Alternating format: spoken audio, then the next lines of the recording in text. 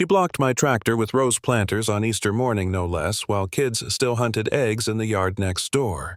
Name's Calder. I grow what feeds me and I live just past the HOA's reach. Didn't yell. Just rolled through her antique roses with the old title deed clipped to my dash flapping like a forgotten hymn.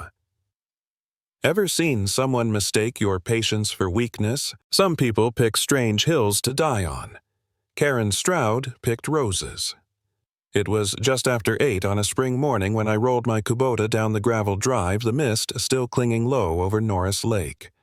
A fresh breeze stirred the honeysuckle growing wild by the ditches. I had my thermos of coffee balanced on the wheel well, and the radio was giving out static more than it was giving out country music. I saw the blockade from 100 feet away.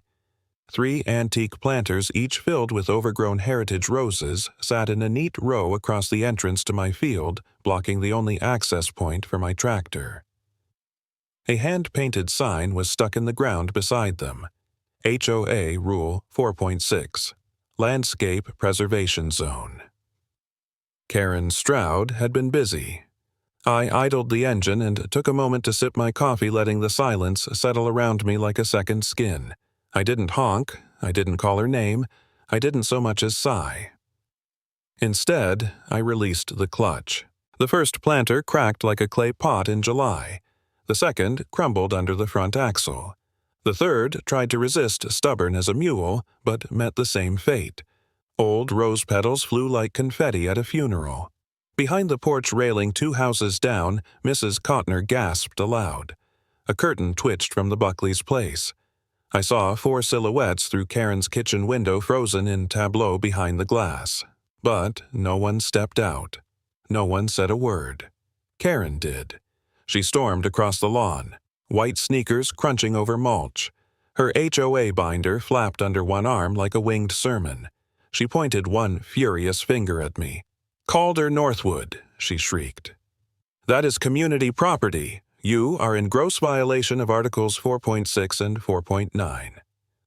I let the engine idle and climbed down from the seat, my boots sinking into soft gravel. I didn't say anything. I didn't need to. You can't just destroy what the HOA installs for beautification. There's a process. Karen jabbed at the air as though swiping at invisible flies. We have a meeting scheduled next week. Until then, the landscaping guidelines are in full effect, especially along the perimeter. I reached into the side pocket of my cargo pants and pulled out a laminated fold of paper. It was weathered at the creases like something sacred that had been read 100 times. I unfolded it and held it out without a word. The Platte map. She stared at it like I'd handed her a dead squirrel. Before she could speak again, the gravel crackled behind us. A sheriff's SUV, clean and angular in that government-issue way, pulled up along the curb. Out stepped Deputy Gina Layfield, sunglasses still on hair, pulled back no nonsense.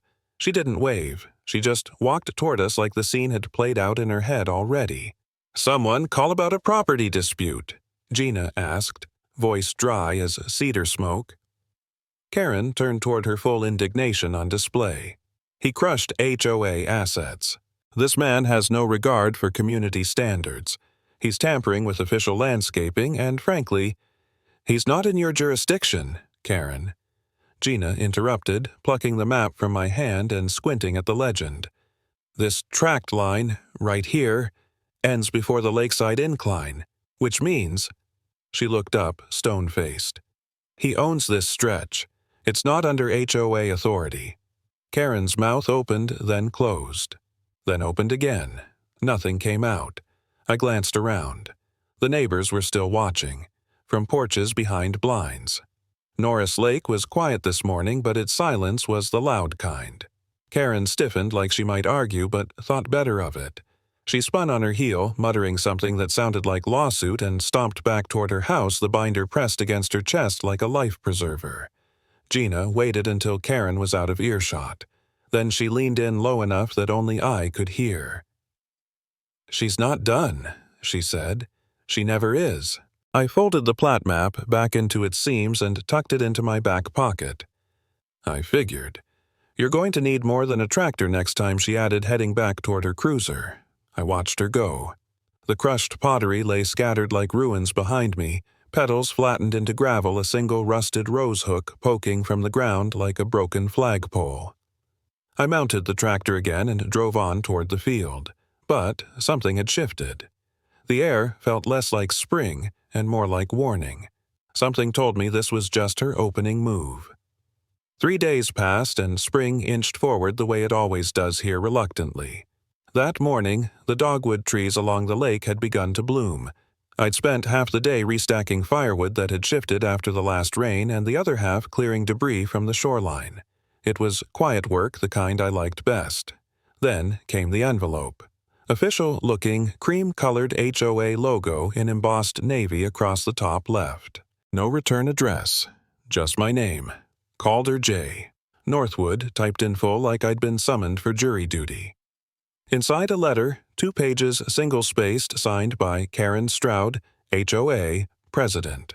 It read like a legal briefing for a misdemeanor in a Victorian novel. Violation of Landscape Harmony Clause, subsection 4.6. Reckless agricultural conduct. Visual disruption, inconsistent with neighborhood standards. I read it twice, then laid it flat on my dining table beneath the buzz of the fly-trap lamp. Around it, a growing constellation of envelopes and notices spread outward like a bureaucratic Rorschach test. That's when my phone buzzed. Gina, she's pulled this before. Watch your back, and your mailbox. I didn't reply. I didn't need to. Instead, I reached for a yellow legal pad and began writing dates. I listed the rose blockade, the shattered planters, the sheriff's visit, and now this letter. I labeled each incident in blocky engineer's script. Then I pulled out my old scanner from the back closet, fired it up, and began archiving. The HOA had started a paper war. I intended to outdocument them. That evening, I noticed something strange on the community bulletin board near the mailboxes.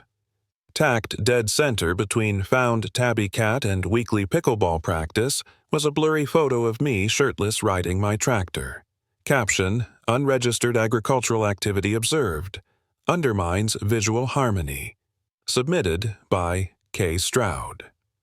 I stared at it for a long moment, then peeled it off the corkboard with careful fingers.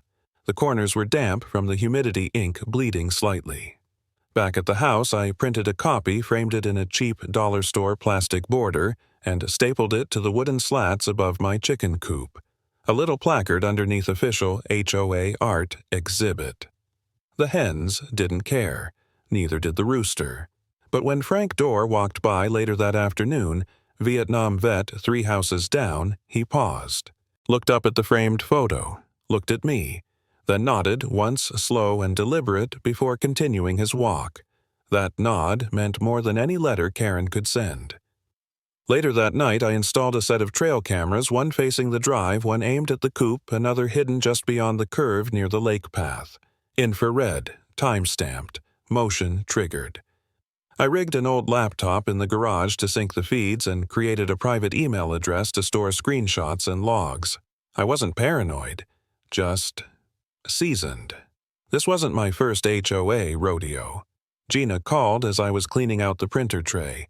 She did this to Ed MacArthur, she said, back in 21, the widower with the purple shutters. Karen cited him for aesthetic dissonance.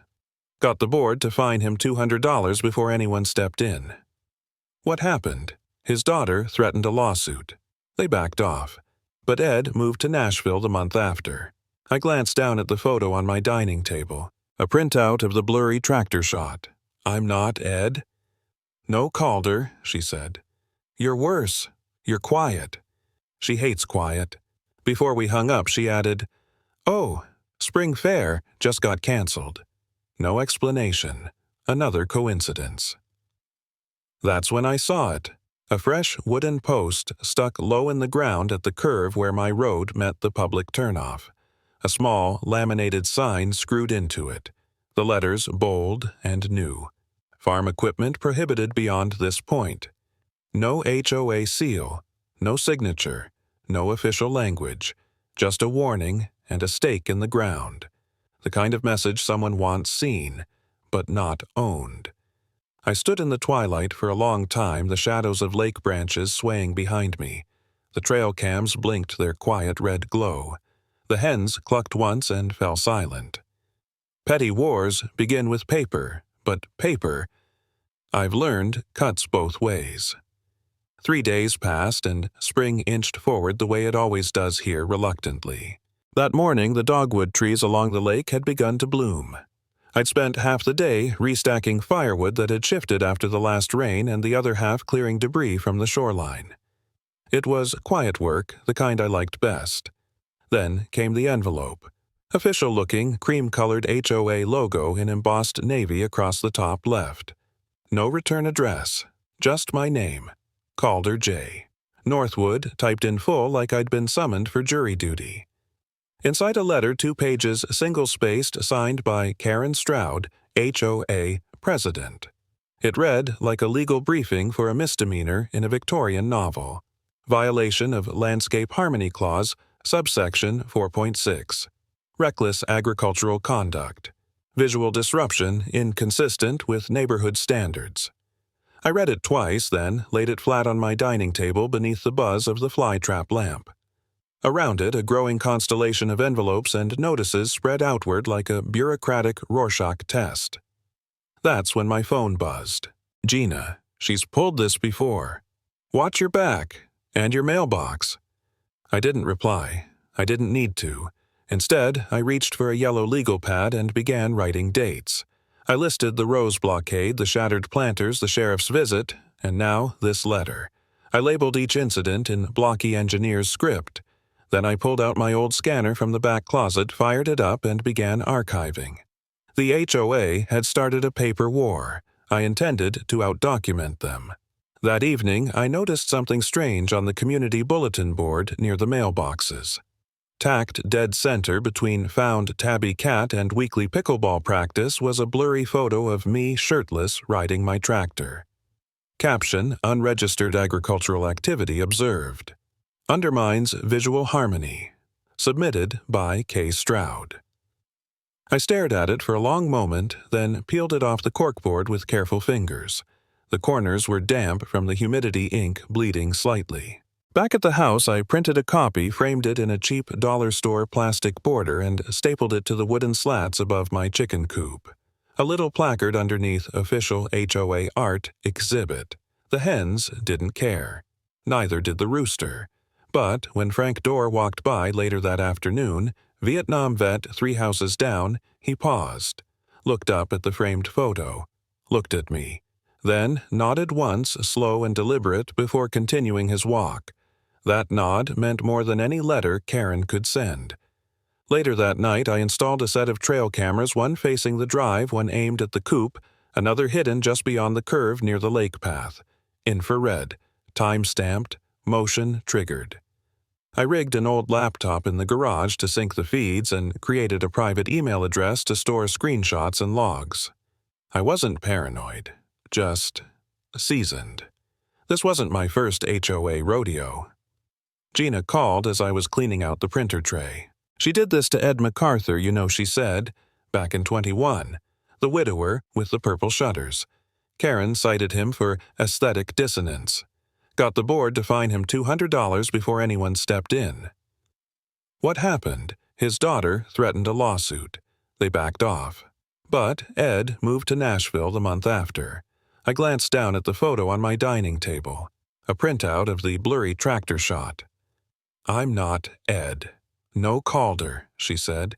You're worse. You're quiet. She hates quiet. Before we hung up, she added, "Oh, Spring Fair just got canceled." No explanation.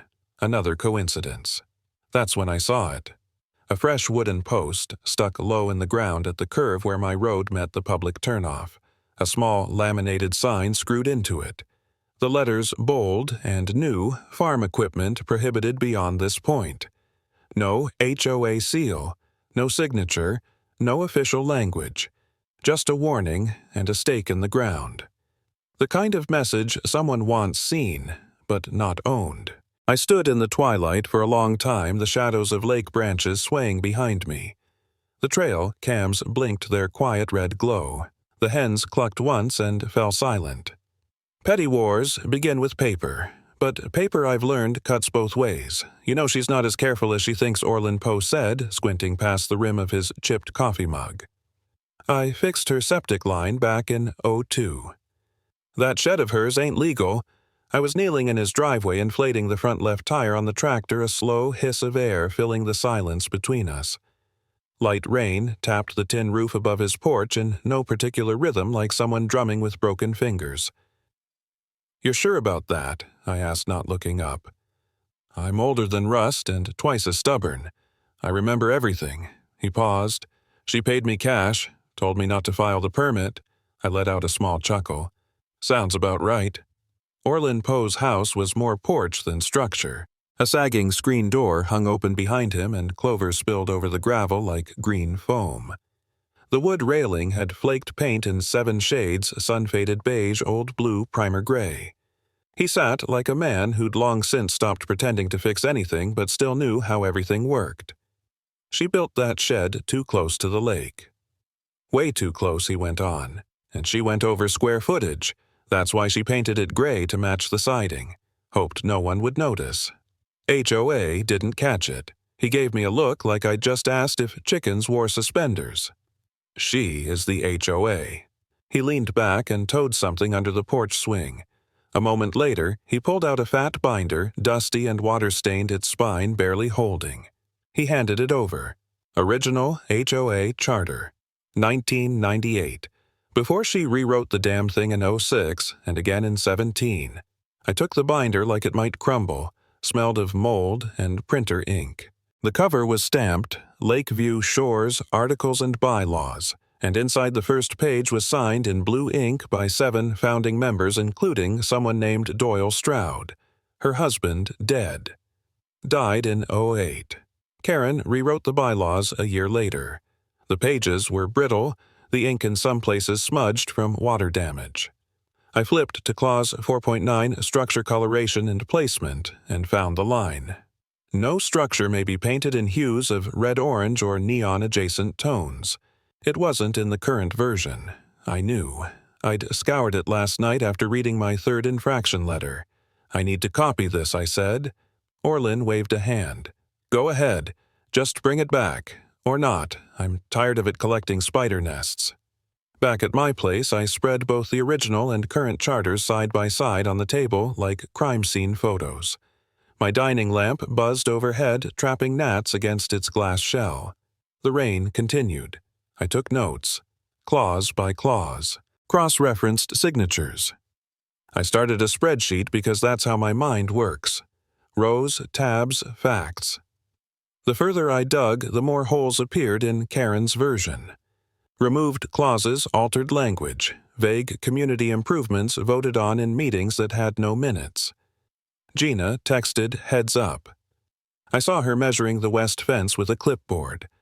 I replied with a photo of the original charter captioned "Time to Color" inside the lines. That evening, I drove into town and bought a new lens for my old Canon DSLR long-range wildlife grade.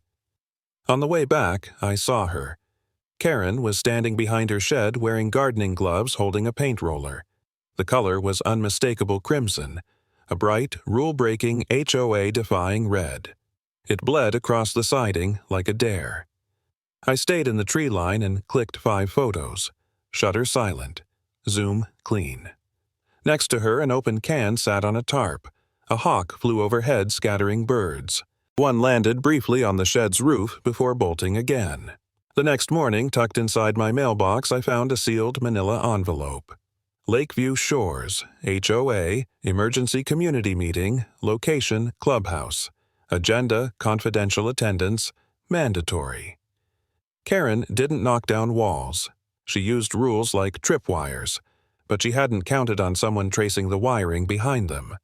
I closed the binder, smoothed the wrinkled page with my palm, and marked my calendar. At 2:14 a.m., a sharp metallic click snapped me awake. Not the kind of sound you mistake for a branch or raccoon. No, this one had weight intent. By 2:15, I was out the door. Boots' half-laced flashlight beam cutting through lake mist like a dull blade. The air smelled of wet pine and diesel. My tractor's front tire sagged sideways, shredded, not punctured. Jagged tears along the rubber sidewall like it had been bitten. A faint whiff of gasoline hung in the air. Beyond the fence, something moved fast low. I caught the tail of a hoodie vanishing into the tree line. I shouted, but didn't give chase. Whoever it was knew these woods or didn't care to be found. Instead, I walked the perimeter. That's when I saw the trail cam off. Not glitched, not dead, switched. The toggle was physically flipped. My fingers brushed the small ridge of dried mud on the casing. Prints, maybe, or a glove's edge. Inside, I rewound the footage. It cut clean at 2:14:03. Black screen. Prior frames showed nothing unusual, just wind in the cedars and a lone possum waddling near the coop. By 2:30, I was sitting at the kitchen table flicking through the night's captures on my laptop. A second camera facing the rear trail caught motion a figure crouched low, arms held tight, hoodie up. The frame blurred as the figure passed the lens. Too fast for ID, too purposeful to be random. I texted Gina. No reply. Instead, I called the sheriff's office. Deputy Reed showed up 40 minutes later. Young, new. Probably still rehearsing traffic stops in his head. He walked the site with me, shone his flashlight in the usual places, and jotted notes that didn't look like they'd go anywhere. "You think this was intentional?" he asked. "I don't think wild animals carry switchblades," I said. He smiled, uneasy. Right, just asking. At the edge of the shed, half buried in the damp soil, I found it, a red and gold matchbox. Logo clear, Karen's Fireside Grill, since 1974. She gave those out during HOA mixers. You couldn't light a citronella candle around here without seeing one. I held it up. "You'll want to bag this." Reed hesitated.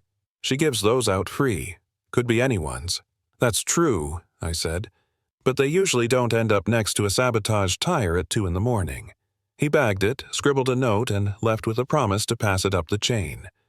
The way his voice cracked on chain told me the chain probably ended with him.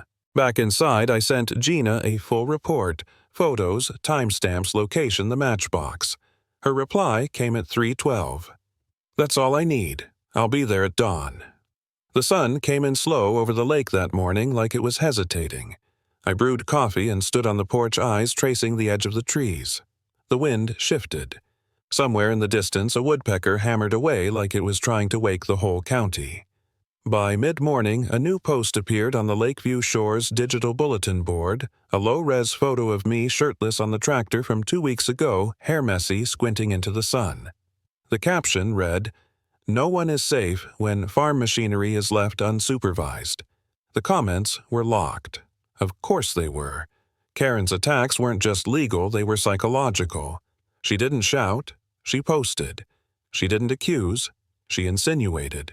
I printed the post and thumbtacked it to the inside of my chicken coop next to the last one under the label I'd added yesterday, Official HOA Art Exhibit. The hens didn't care for satire, but I did. That afternoon, the real blow arrived, a letter on thick cream stock folded thrice and embossed with a heavy serifed logo.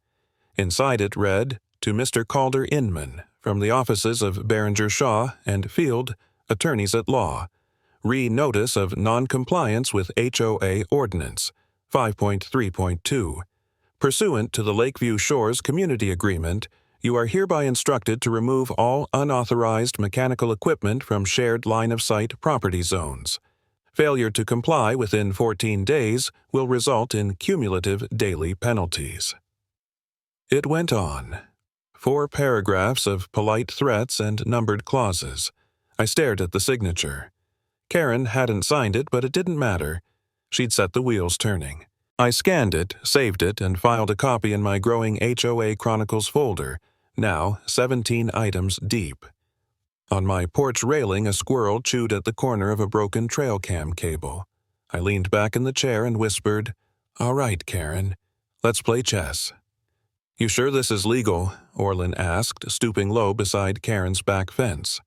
His breath smelled faintly of wintergreen tobacco and nervousness. "No," I whispered, flicking my flashlight on. "That's why I brought you."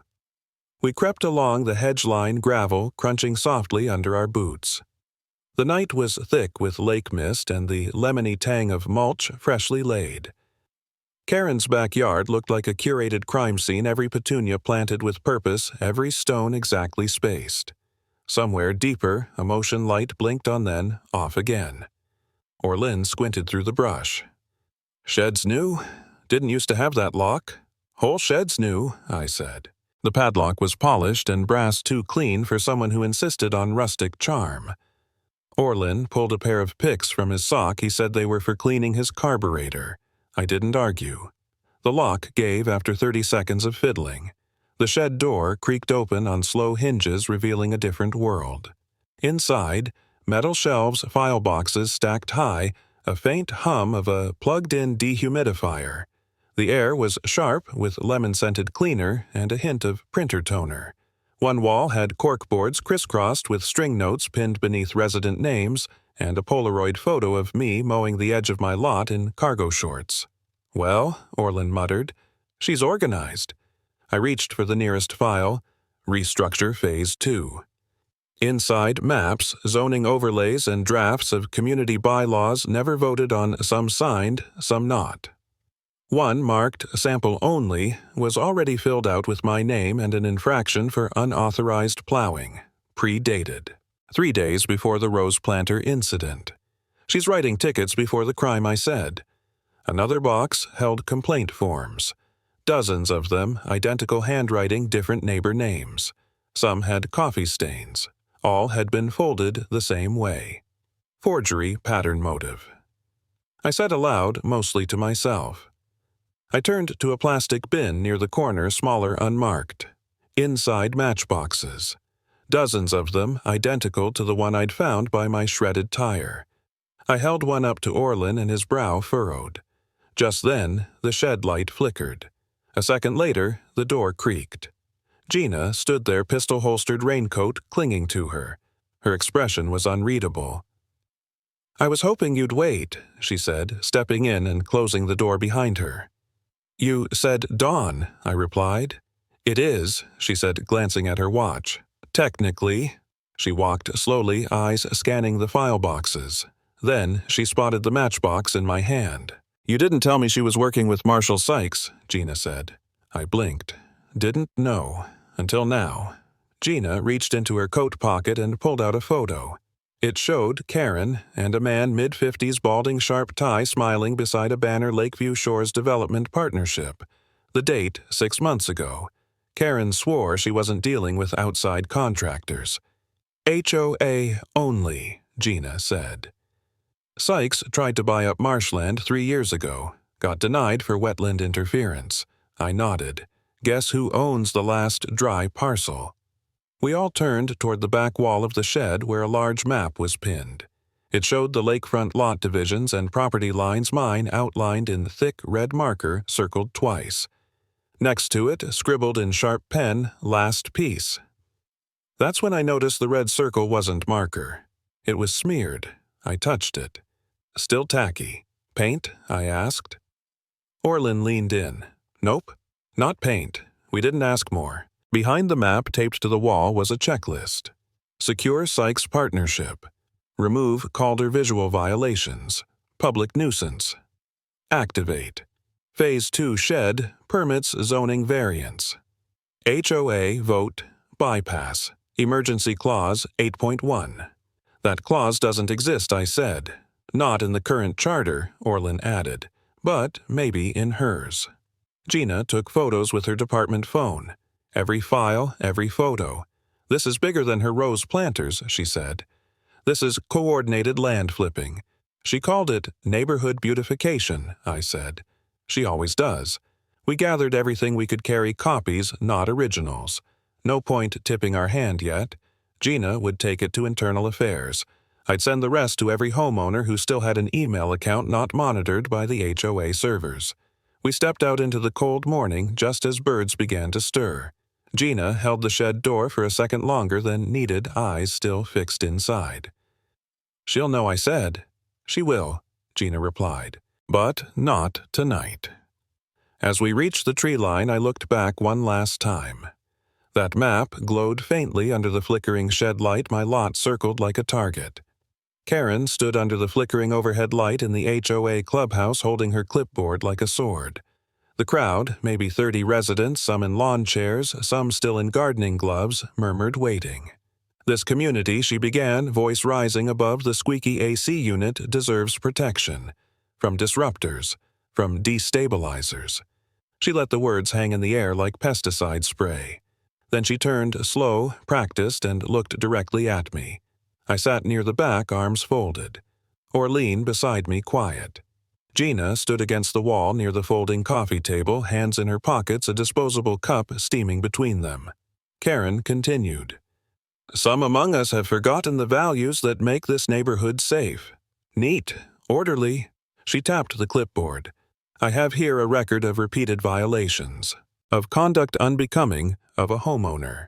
She looked at me again. Of willful property damage. Across the room, May Cotner, usually too polite to interrupt a prayer, coughed loudly. Karen ignored her. May coughed again this time, standing. A silk scarf lay neatly draped over her shoulders. In her hand was a thick manila envelope. I think May said we should all see something first. Karen froze. Her smile flattened. May walked to the front and set the envelope on the plastic folding table. Calder gave me this. I made copies. I didn't believe them at first either. The envelope opened with a soft crinkle. May began laying down photographs, one after another. A photo of Karen's shed painted crimson. A screenshot of HOA Clause 4.9 explicitly banning unapproved paint hues. A printed image of the matchbox I'd found by the shredded tire. An excerpt from the original 1998 HOA charter contrasting the altered documents Karen had circulated. A printed email burnt at one corner showing time-stamped edits to a fake complaint form filed against me. The room changed. Noise disappeared. Eyes sharpened. Karen stepped forward. This is all taken out of context. Then Gina moved. Quietly. She walked to the front of the room, pulled something from her jacket pocket and held it up. A flash drive. Black. Unlabeled. I found this in Karen's shed, she said. Alongside, drafted fines predated and scanned complaint forms with matching metadata. Gina's voice remained level. Forgery. Intimidation. Possibly arson, considering the sabotage at Calder's lot.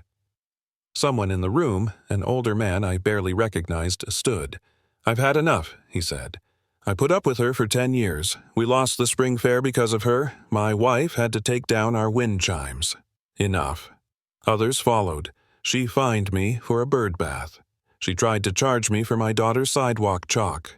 Who does she think she is? Karen shouted then, voice breaking like a dam. This is a coup. This is slander. She turned on Gina. You're off duty. You can't. I'm a resident, Gina said evenly, and a deputy. Karen stormed from the clubhouse. The door slammed so hard a paper cup tipped over on the table. No one chased her. The silence that followed was long tentative. Then someone near the snacks said, maybe now we can have that fair back. A few chuckles. Then murmurs. Then applause. Soft at first, then stronger. It wasn't celebration. Not yet. But it was something like release. I stepped outside, the late evening air damp with lake breeze. Gina followed a minute later. She's not done, I said. No, Gina replied. But she's wounded. She held out the flash drive. There's more, a folder marked Blythe Initiative. I frowned. Blythe. The developer, Gina nodded. Her name is all over it. I took the flash drive. It felt heavier than plastic should. She circled your land, Gina said, because it's the keystone. I looked up toward the moon, half obscured by drifting clouds. Somewhere behind us, neighbors were still talking, muttering, deciding. Things were turning. But the wind hadn't settled yet. The folder on the USB drive was named plainly Pond Project. No passwords, no encryption, just arrogance. Inside, Gina and I found drone images of the lakefront color-coded zoning maps, scanned meeting minutes, and a spreadsheet titled Phase 2 Acquisition, Revised. My name was the first entry. The parcel ID, market valuation, projected ROI. She'd planned it to the decimal. I looked at Gina, who sat hunched over the desk lamp, jaw tight. "And you're sure this firm, Larkland Developments, is the same one that bought the Simmons property?" She nodded. "And the Jenkins plot. Same lawyer signed both deeds. Blythe's on their advisory board." The room was quiet save for the soft hum of the overhead fan and the shuffle of printed documents sliding across the desk. The evidence board in Gina's office was cluttered pin-string copies of HOA bylaws, but this was new. A thread that ran through Karen past Blythe and into a larger game. "She sold us out," I murmured. "Parcel by parcel." Outside, fog crept up from the lake curling around the corners of the clapboard station. A thin mist glazed the window. I felt cold. "She's not after order," Gina said. "She's after leverage. Your land, your field links the entire western shore. Once it's under HOA control, Larkland can consolidate." I took the printout, stared at the column labeled Final Asset, Pending, My Property. That night, I sat on my porch, the fog so thick it swallowed the tree line. The USB drive rested beside my coffee mug. I called Orland first. "She wants it all," I told him. "She won't get it," he said. Then I called Frank, then the PTA leader. Then the deacon at the church. All people she'd nickel and dimed over the years. We didn't talk rebellion. We talked restoration. 3 days later, we held a private HOA reorganization meeting in the old rec hall behind the elementary school. No agendas, no gavel, just coffee and quiet rage. I laid out the drive's contents. Gina backed me up. Orlin brought the original HOA charter. May came with old newsletters, proof that Karen had rewritten history as often as she rewrote rules. Frank stood slowly adjusting the sleeves on his old army jacket. "This isn't about lawns anymore," he said. "It's about who we are." Silence followed. Not the awkward kind, this was something heavier shared. We voted. And for the first time since I'd bought that land, I felt like maybe the community could be something more than ornamental mailboxes and punitive notices. Back home, I found the envelope on my truck's windshield. Unmarked, thick paper, sealed with red wax in the shape of a leaf. Inside one sentence, Phase 2 begins. Ready or not.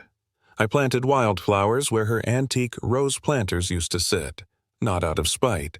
Something simpler, something older than rules or roses or rivalry. Orlin watched from his truck bed, arms crossed, straw hat tilted just enough to shade his smirk. "If they bloom right," he said, "they'll come back every spring, even if someone mows them." We were past the worst of it. Karen had sold her home to a family with 3 kids and a hammock already strung between the pines. No one mentioned her name anymore, not in meetings, not in newsletters, just a silence that grew where her enforcement once bloomed. The spring fair returned. Tents flapped gently near the lakeshore. There were hand-painted signs for pie auctions, quilt raffles, and fishing lessons. Gina manned the lake safety booth with May while Frank grilled hot dogs beneath a flapping flag of his own design, a cardinal perched on a mailbox. I stood beside the notice board holding the final draft of our new charter.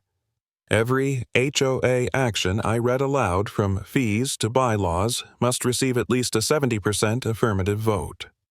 No one booed, no one objected. Just a slow ripple of claps, then full applause. It wasn't fireworks, it was resolve. May passed me a sheet cake with the words, "Grow what you need," iced in green cursive. I didn't know who'd written it first, but it stuck. I stepped away from the crowd and sat near the picnic tables as children danced to banjo music and old men argued over fishing knots. My boots rested in the dust soles worn smooth from a year of walking uphill. Then I saw it, an envelope. Manila, thick, no stamp, just my name scrawled across the front in tight, tidy ink. Inside, architectural blueprints.